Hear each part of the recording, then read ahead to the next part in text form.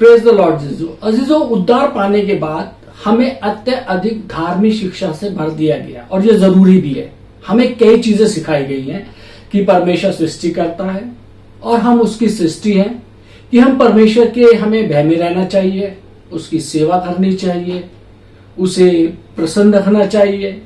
हमें हमेशा पूरा यत्न करना चाहिए कि हम अच्छे काम करें। हम सदा ऐसे काम करने चाहिए जिनसे उसकी महिमा हो। हमें इसी प्रकार की शिक्षा दी गई है। इस प्रकार की धार्मिक शिक्षाओं में कुछ भी गलत नहीं और अच्छी बात है अगर जो हम ये सब चीजें सीखते हैं तो एक प्रकार से देखा जाए तो वो बहुत ही अच्छी है, लेकिन वह परमेश्वर की व्यवस्था से संबंधित नहीं है। मेरे जो हम में से अनेक ने नीति शास्त्र की शिक्षा भी प्राप्त की है, जैसे हमें अच्छा बनने की आवश्यकता है, नम्र, धैर्यवान, बढ़िया और प्रेमी बनने की आवश्यकता है। हमें क्रोध नहीं करना चाहिए, अपने माता पिता का आदर करना चाहिए, पतियों को अपनी पत्नी से प्रेम करना चाहिए और पत्नियों में अपने अपने पति के प्रति समर्पण का भाव होना चाहिए। ये शिक्षाएं अच्छी और नीतिगत हैं, परंतु सुनिए कि प्रभु ने हमें क्या करने को कहा है। तुम मुझ में बने रहो और मैं तुम में, मैं दाखलता हूं और तुम शाखाएं हो। मेरे जो केवल एक बात याद रखो कि तुम मसीह में एक शाख हो और उसमें बने रहो और उसे स्वयं में बने रहने दो। परंतु यदि हम मसीह में बने रहते हैं तो यह जानना आवश्यक है कि मसीह कहाँ है।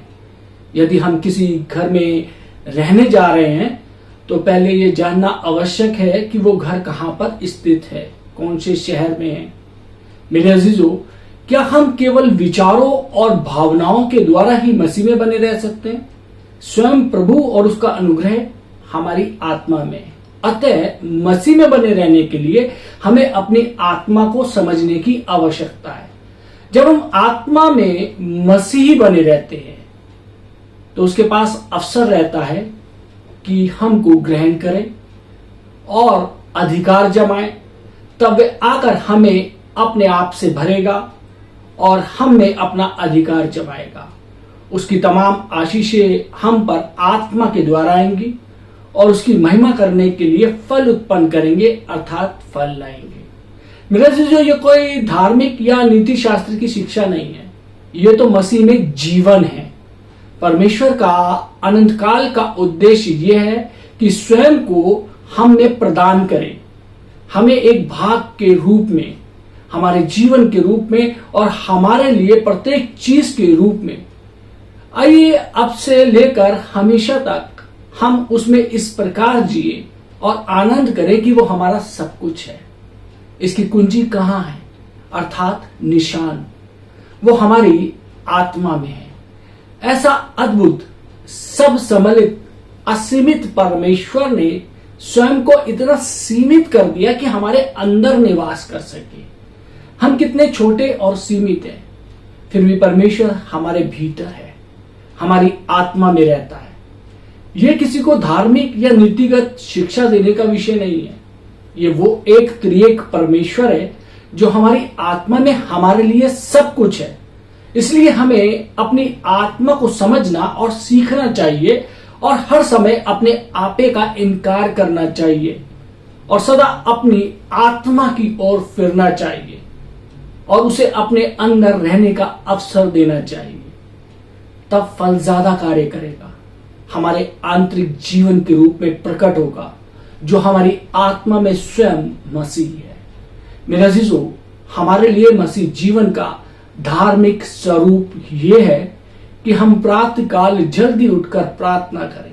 सबसे पहले जो काम होना चाहिए, उठने के साथ ही हमें प्रार्थना करनी चाहिए। क्या है प्रभु, आज के इस नए दिन के लिए हम आपका धन्यवाद करते हैं। कृपया हमारी सहायता करें कि आज के दिन हम प्रत्येक कार्य आपकी इच्छा अनुसार करें और कोई भी गलत कार्य ना करें। हमारी सहायता करें कि हमारे प्रत्येक कार्य में आपकी महिमा होवे और आपकी इच्छा पूर्ण हो। प्रभु, आप जानते हैं कि मैं जल्दी गुस्सा हो जाता हूँ, मेरी सहायता करें कि मैं क्रोध ना करूं। प्रभु, धैर्यवान और नम्र होना कितना अच्छा है। प्रभु, मेरी सहायता करें कि मैं धैर्यवान और नम्र बनूं। आमीन। बस इतना ही। शायद हमने इस प्रकार प्रार्थना नहीं की, किंतु हमारी प्रार्थना का आशय कुछ ऐसा ही था। यह कोई आत्मिक प्रार्थना नहीं है, बल्कि एक धार्मिक और नीतिगत प्रार्थना है। आप मुझसे पूछ सकते हैं तब मैं सुबह किस प्रकार प्रार्थना करूं? मैं आपको सुझाव दूंगा कि आप इस प्रकार कहें, प्रभु मैं आपकी स्तुति करता हूं। यह कितना महिमापूर्ण है कि आपका आत्मा मेरी आत्मा में है। प्रभु मैं आपकी ओर ताकता हूं, मैं आपको देखता हूं, मैं आपकी स्तुति करता हूं, मैं आपका धन्यवाद करता हूं, आपकी प्रशंसा करता हूं, मैं आपके साथ संगति करता हूं। आमीन। आप अपनी आत्मा को उन्मुक्त रखें और इसी प्रकार अन्य लोगों की आत्मा को भी मुक्त कर सकते हैं। यही परमेश्वर की व्यवस्था के निशान है। इस निशान से ना चूकने के लिए अपनी जिम्मेदारियां बनाएं। देखिए, यह एक मानचित्र है जिसमें कुछ स्पष्ट निर्देश है। इस प्रार्थना के अंदर किसी भी प्रकार से मार्ग से भटकने की आवश्यकता नहीं है। आपको क्यों उस पुराने ढर्रे पर चलते रहें जबकि आपके पास आधुनिकतम साधन उपलब्ध हैं? तो खच्चर गाड़ी क्यों घसीट रहे हैं जब जेट हवाई जहाज आपके पास है? और ना केवल जेट बल्कि अब तो रॉकेट भी है। मैं आपको बताना चाहता हूं कि रॉकेट कहां है। वो आपकी आत्मा है। जब आप आत्मा की ओर ध्यान करते हैं तो वह एक नई फोर्ड गाड़ी से भी अधिक आरामदायक है। ऐसा लगता है कि मानो जेट में बैठे हों, और कभी कभी तो प्रातः काल में ऐसा प्रतीत होता है कि रॉकेट में बैठे हों। आपको ऐसा अनुभव होता है जैसे आप तीसरे आकाश में हों, जो अति महत्वपूर्ण है। यह कोई मजाक नहीं है।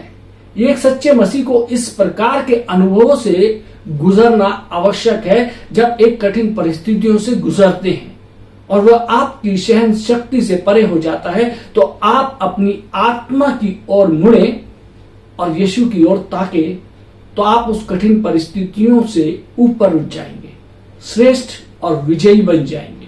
परिस्थितियां आपके चरणों के नीचे होंगी। मेरे अजीजों, जब हम परमेश्वर की ओर ताकते हैं तो आत्मा प्रकाशित हो जाता है, जो अत्यंत महिमा लगती है। वो तो सब सम्मिलित है। यह हमारी आत्मा में है। तुम मुझ में बने रहो और मैं तुम में रहूं। यही वेद की बात है। जब हम काफी प्रयत्न के बाद आत्मा को पहचान पाते हैं तब हम उसमें निवास कर सकते हैं। और हमें मालूम होता है कि वो अर्थात परमेश्वर एक सब सम्मिलित त्रिएक परमेश्वर है। वो एक अद्भुत सब सम्मिलित सब पर्याप्त आत्मा है जो हमारी आत्मा के अंदर निवास करता है। मेरे जब कभी हम अपनी आत्मा की ओर वापस फिरते हैं कि हम परमेश्वर से संबंध स्थापित करें, तो हम प्रकाश में होते हैं, तो हमारे अंदर एक नया जीवन होता है, तो हम एक शक्ति में होते हैं, एक स्वर्गीय भाव में हम त्रिएक परमेश्वर के साथ होते हैं और वो त्रिएक परमेश्वर हम में रहता है। ये सब कुछ कितना महत्वपूर्ण है। ये केवल मात्र एक शिक्षा नहीं है, बल्कि एक वास्तविक गवाही है कि मैं सारे समय किसी चीज का अनुभव करता हूं और मगन रहता हूं। परमेश्वर की व्यवस्था के निशान की ओर ध्यान देना सीखना और भटके नहीं, सदा अपने निशानों की ओर ताकें, बढ़ें, ताकि उसके साथ संगति करें और उसको देखें और प्रतिबिंबित करें। दिन प्रतिदिन अपनी खुदी का इनकार करने के द्वारा और अपनी आत्मा का उत्साह करने के द्वारा उसकी ओर ध्यान लगाएं। मेरे जो परमेश्वर की अनंत काल की योजना, उसकी व्यवस्था हमें पवित्र शास्त्र के 66 पुस्तकों में आरंभ से अंत तक दिखाई देती है। पवित्र शास्त्र के प्रारंभ से ही हम देख सकते हैं कि परमेश्वर द्वारा मनुष्य की रचना के पीछे एक उद्देश्य दिखाई देता है कि वो मनुष्य और तमाम सृष्टि की रचना के पीछे वो जो सारी चीजें हैं स्वयं को, अपने आप को प्रकट करे अपनी व्यवस्था द्वारा। परमेश्वर का विचार था कि मनुष्य संपूर्ण आकाश मंडल के केंद्र बिंदु के रूप में स्वयं को प्रकट करे। मेरे अजीजों, परमेश्वर के वचन के प्रारंभ में हमें 2 वृक्षों के संबंध में दिखाया गया। यदि आप उत्पत्ति की पुस्तक देखेंगे तो उसमें 2 वृक्षों के संबंध में दिखाया गया है, जीवन का वृक्ष और अच्छे और बुरे के ज्ञान का वृक्ष। पवित्र शास्त्र में वर्णित परमेश्वर की योजना को समझने के लिए हमें इन दोनों विषयों के संबंध में स्पष्ट ज्ञान होना चाहिए। वो किन चीजों को दिखाते हैं। जब परमेश्वर मनुष्य की रचना कर चुका, उसने मनुष्य को इन दोनों वृक्षों के सामने रखा और मनुष्य का पूरा जीवन, उसके समस्त क्रियाकलाप इन दोनों वृक्षों के इर्द गिर्द ही घूमते थे। परमेश्वर ने बड़े स्पष्ट रूप से मनुष्य को चिताया था कि वे इन दोनों वृक्षों में भाग लेने से सावधान रहें, तो उसके लिए हितकारी होगा, फायदेमंद होगा। यदि मनुष्य से उसके साथ ठीक प्रकार से व्यवहार करता तो उसके जीवन मिलता उसको, अन्यथा उसे मृत्यु मिलती। ये जीवन मरण का प्रश्न था।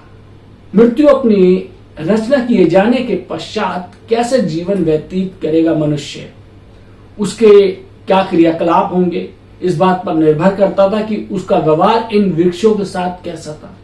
परमेश्वर ने मनुष्य को स्पष्ट निर्देश दिया, यदि वह अच्छे या बुरे वाले ज्ञान के वृक्ष के साथ संबंध बनाएगा तो निश्चय ही मृत्यु को पाएगा, परंतु वो प्रथम वृक्ष अर्थात जीवन के वृक्ष के साथ संबंध बनाएगा तो जीवन को प्राप्त करेगा। ये दोनों वृक्ष क्या दर्शाते हैं? हमारे सामने एक प्रश्न आता है। मेरे से जो संपूर्ण पवित्र शास्त्र के प्रकाशन के अनुसार जीवन का वृक्ष स्वयं परमेश्वर को मसीह में हमारे जीवन के रूप में दर्शाता है। मसीह में परमेश्वर के जीवन का प्रतीक है जीवन का वृक्ष। पुराने और नए नियम में कई स्थानों पर प्रभु यीशु मसीह को या तो एक वृक्ष के रूप में या वृक्ष की एक शाखा के रूप में प्रस्तुत किया गया है। यशाया, यिर्मयाह, जकरिया की पुस्तकों में प्रभु को एक विशेष शाख से संबोधित किया है। पवित्र शास्त्र में कई प्रकार के वृक्षों का प्रयोग यह दर्शाने के लिए किया गया है कि मसीह हमारा एक भाग और आनंद है। राजा सुलेमान द्वारा रचित श्रेष्ठ गीत की पुस्तक के 2 अध्याय में प्रभु यीशु मसीह को एक सेब के पेड़ के समान कहा गया है। जंगली दरख्तों के दरमियान एक सेब के पेड़ के समान मेरे पुत्रों के मध्य मेरा प्रिय है, मैं उसकी अर्थात सेब के पेड़ की छाया तले बड़े आनंद के साथ बैठा था। मेरे जो हम उसकी छाया तले बैठ सकते हैं, उसकी पनाह में, उसकी छाया में और उसकी तमाम आनंद में सहभागी हो सकते हैं, उसके फलों का स्वाद चख सकते हैं। एक और उदाहरण जिसमें मसीह को दाखलता के रूप में दिखाया गया हमें यूहन्ना के 15वें अध्याय में मिलता है। मैं दाखलता हूं और तुम मेरी डालियां हो। मेरा जो दूसरे वृक्षों का क्या महत्व है? वह वृक्ष जो अच्छे और बुरे के ज्ञान का वृक्ष था उस बागे अदन के अंदर। मेरा जो ये वृक्ष और कुछ नहीं केवल शैतान को दिखाता है जो मृत्यु का स्रोत है। दूसरा वृक्ष मृत्यु को लाता है क्योंकि वे मृत्यु का ही स्रोत है। प्रथम वृक्ष जीवन का स्रोत है और दूसरा वृक्ष मृत्यु का स्रोत है। पूरे आकाश मंडल में केवल परमेश्वर ही है जो जीवन का स्रोत है और केवल शैतान ही मृत्यु का स्रोत है। भजन संहिता 36 और उसका 9वां पद हमें बताता है कि स्वयं परमेश्वर ही जीवन का स्रोत है। लिखा है क्योंकि जीवन की धारा तुम में से ही निकलती है।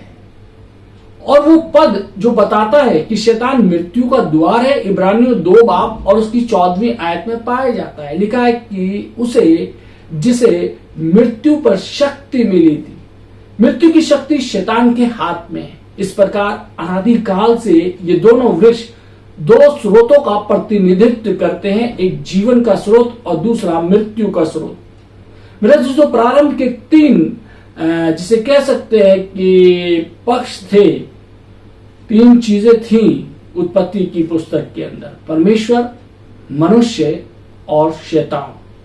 मनुष्य की निर्दोषता में जैसे कि परमेश्वर द्वारा वो बनाया गया था जीवन और मरण के वृक्षों के प्रति तटस्थ, या चूंकि मनुष्य के लिए यह संभव था कि वो चाहे जीवन को चुने या मृत्यु को, वो इस मामले में बीच में खड़ा हुआ था।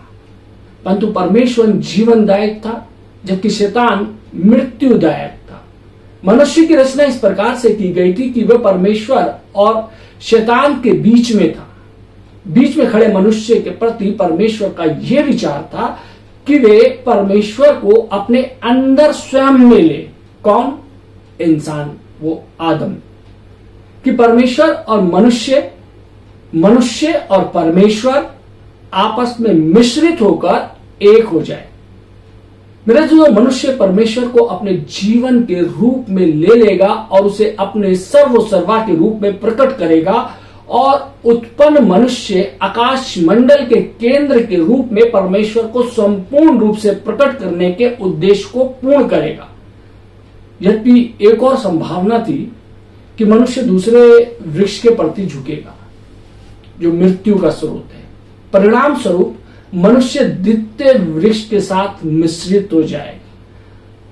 मेरे जो हमारी आंखें ये देखने के लिए खुल सकती थी कि समस्त आकाश मंडल में ये कोई नीतिगत या स्वीकार्य करने वाली बात नहीं थी, बल्कि बात केवल इतनी सी थी, या तो हम जीवन के रूप में परमेश्वर को स्वीकार करें या मृत्यु के रूप में शैतान को। हमें नीतिगत और सदाचार की समझ से मुक्त होना है। बात यह नहीं है कि हम अच्छा कर रहे हैं या बुरा कर रहे हैं। बात है कि परमेश्वर को जीवन के रूप में ग्रहण करने की या मृत्यु के रूप में शैतान को ग्रहण करने की है। यह महत्वपूर्ण है कि हम स्पष्ट रूप से इन तीनों पक्षों को देखें। एक तरफ परमेश्वर खड़ा है जो जीवन का स्रोत है और जिसका प्रतिनिधित्व जो है वो जीवन का वृक्ष करता है, और एक तरफ शैतान खड़ा है जो मृत्यु का स्रोत है और जिसका प्रतिनिधित्व अच्छे व बुरे के ज्ञान का वृक्ष करता है। और आदम जो मध्य में खड़ा है, यानी कि बीच में खड़ा है, तटस्थ है, उसके लिए विकल्प खुला है। चाहे तो वो दाहिनी हाथ की ओर परमेश्वर को ग्रहण करे या बाएं हाथ की ओर शैतान को अपनाए। यह मनुष्य के जीवन के अंदर है और आज भी हमारे जीवन के अंदर यही चीजें होती हैं। या तो हम परमेश्वर की ओर चले या हम शैतान की ओर चले। ये स्वयं परमेश्वर ने निर्णय करने की इच्छा शक्ति मनुष्य को दी है। परमेश्वर ने संपूर्ण रूप से एक संपूर्ण मनुष्य हमें बनाया है। हमारे को बुद्धि दी है, हमें समझ दी है कि किस प्रकार से हमने कार्य करना है, अच्छाई की ओर चलना है या बुराई शैतान की ओर चलना है। मेरे जो परमेश्वर चाहता है कि ये निर्णय हम स्वयं ले। आज के संसार में रहते हुए हम नाना प्रकार की परिस्थितियों से मिलते हैं, उनके साथ रूबरू होते हैं, और ये निर्णय करना हमारे लिए बहुत ही जरूरी है कि आज हमने या तो हम परमेश्वर की इच्छा के अनुसार अपने जीवन को व्यतीत करें या शैतान की इच्छा के अनुसार। यदि हम परमेश्वर की इच्छा के अनुसार अपने जीवन को व्यतीत करते हैं तो हम उस जीवन के वृक्ष के समान होंगे, और यदि हम देखें और गलत काम करेंगे तो हम मृत्यु के भागी होंगे। मेरे अजीजों, परमेश्वर हमें अनंत जीवन देना चाहता है। वो चाहता है कि हम अनंत जीवन के भागी हों। परमेश्वर चाहता है कि आज हम जो भी कार्य करें वो बहुत सोच समझ के करें, बहुत देखभाल के करें। इस वचन को मैं अगले रविवार भी जारी रखूंगा। परमेश्वर आप सबको आशीष दे। आमीन। आइए हम दुआ मांगे। महान सामर्थ्य पिता परमेश्वर, धन्यवाद देते हैं आज के सुंदर वचन के लिए। परमेश्वर प्रभु जी, जिसमें हमने देखा अच्छे और बुरे के वृक्ष के बारे में परमेश्वर प्रभु जी कि किस प्रकार से परमेश्वर शैतान ने मनुष्यों को भड़काया और उसके जीवन में मृत्यु आई। और हम जानते हैं कि परमेश्वर प्रभु यीशु मसीह आप इस संसार में आए और आपने मृत्यु को परास्त किया, मृत्यु पर फतेहाबी हासिल की, ताकि खुदा हम अनंत जीवन में जा सके। प्रभु जी, आपसे विनती करते हैं कि हमारे को परमेश्वर इतनी सामर्थ्य दीजिए, इतनी शक्ति दीजिए, इतनी इच्छा शक्ति प्रदान कीजिए कि परमेश्वर हम सिर्फ परमेश्वर प्रभु जी उन नीतिगत बातों की ओर ही नहीं, बल्कि परमेश्वर तेरी व्यवस्था के निशानों को ढूंढने वाले हो सके कि तेरा वचन क्या कहता है, तू क्या कहता है। परमेश्वर आए खुदा प्रभु जी, तुझसे विनती करते हैं जितने लोगों ने ये वचन सुना है उनके जीवनों पे, उनके परिवार के तमाम लोगों पे आपकी आशीष हो। यीशु मसीह के नाम से आमीन।